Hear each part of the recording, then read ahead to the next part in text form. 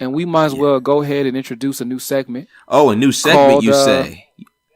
Yeah. Let's do it, man. All right, what's up? What's the segment about? We're gonna call it two things that don't mix. And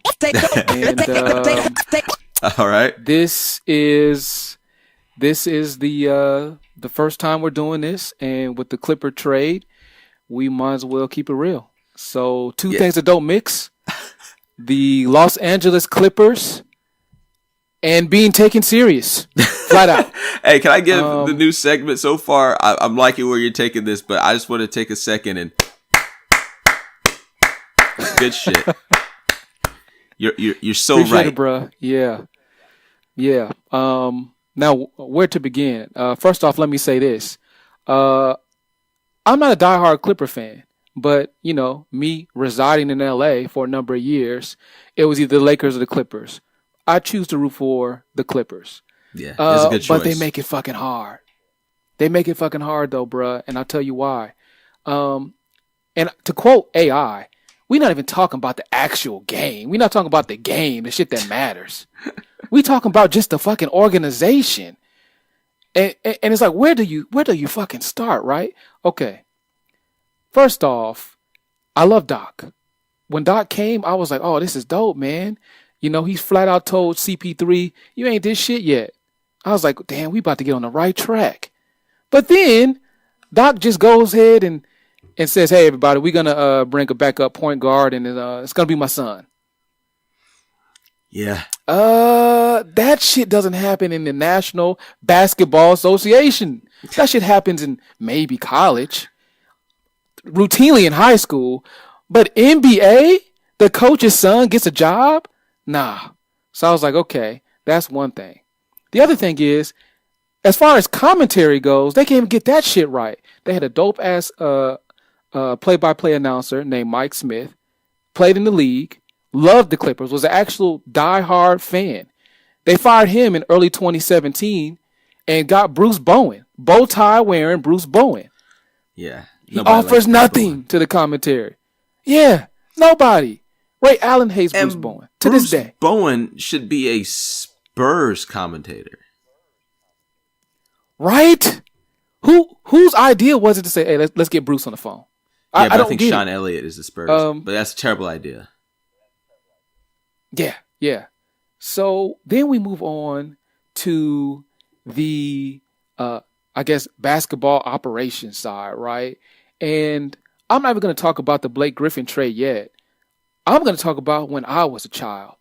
And the Clippers had everybody thinking that this was the year that was going to turn everything around. I think it was 2003.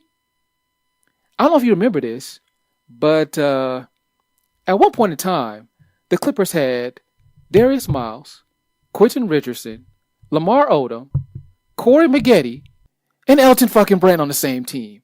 And to make it even better, they all knew each other prior to making the league. They all liked each other.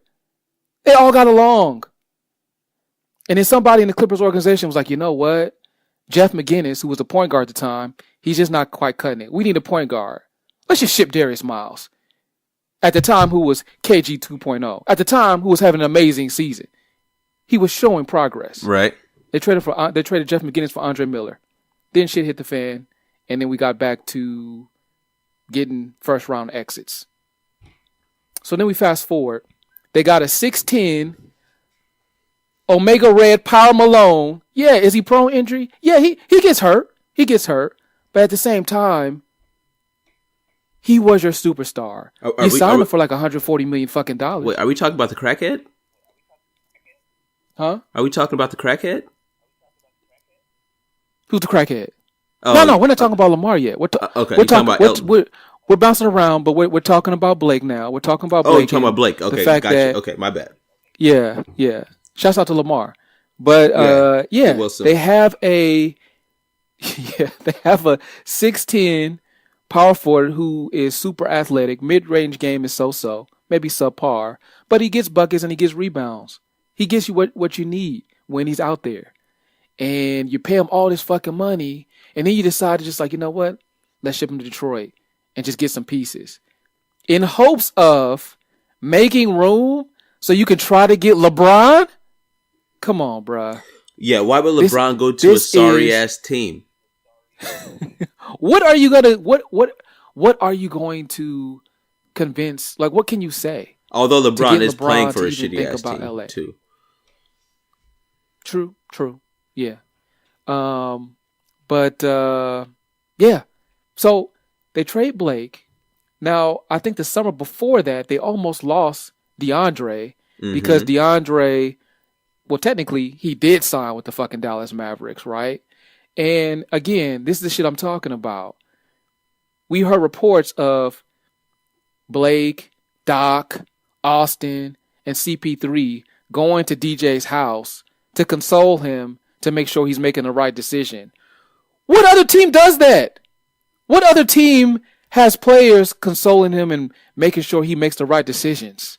That's a grown man. If he wants to leave LA and go to Dallas, let it be. Hey, well, actually, I It's kind of just, fucked with that. Like, I thought that was a oh, great come on, gesture. man. That's just me, man. If you enjoy playing with somebody and you think you can succeed with them, I would try to convince them to stay. Bruh, I get it, but it's the National Basketball Association. At the end of the day, they always say it's a business. I'm like, if I'm the Clippers, I'm like, it sucks losing DJ, but to be honest, we got bigger things we got to worry about. I would just be like, let's move on. He left. Let's keep it pushing. And it turns out the nigga's gonna leave anyway. He's trying to go to Houston, Well, ASAP. now because things are falling apart more than they were back then. Like things were still pretty good back when DeAndre was on the was about to sign with the Mavs. Like, but now True. I wouldn't like if I was DeAndre, I'd get out of there as fast as I could. Yeah, yeah. And then you just let CP3 just go to Houston and have the year of his fucking life with James Harden. And here we are. Here we are. It's just Lou Williams. Shout outs to Lou. DJ and Doc right now. Yeah, Austin's hurt. yeah. So there it is. Austin, the star That's of all the I got team. Yeah. Austin is your point guard, your starting point guard. Yeah, Okay. I mean, I I don't know where we go from here when it comes to the Clippers organization. It just feels like, play aside, just the operations. It's just on some amateur shit. It's like if the Clippers were like a corporate business. It seems like on your first day there, they walk you over to your desk and you realize like, wait a minute, there's no fucking desktop computer at my desk, and they tell you, oh well, yeah, we just use our iPhones for work. Shit like that. That's the type of shit you deal with hey, when you're working with the Clippers. you left out the Don Sterling shit. And you know why? You know why I left that shit out?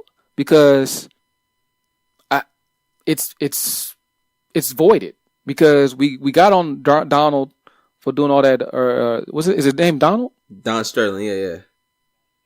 Yeah, we got on him for saying all this crazy racist shit. But turns out, a couple years later, we put somebody in office that's just as worse. Yeah, you're right. Doesn't matter. Yeah, it's Doesn't matter. yeah, it's funny how the world works. You know, Donald Sterling is not good enough to be an owner of a basketball team for saying some shit like that, but Donald Trump and all the crazy shit he said, that's okay for a president of the United States. That I will never understand it, man. America's fucking crazy.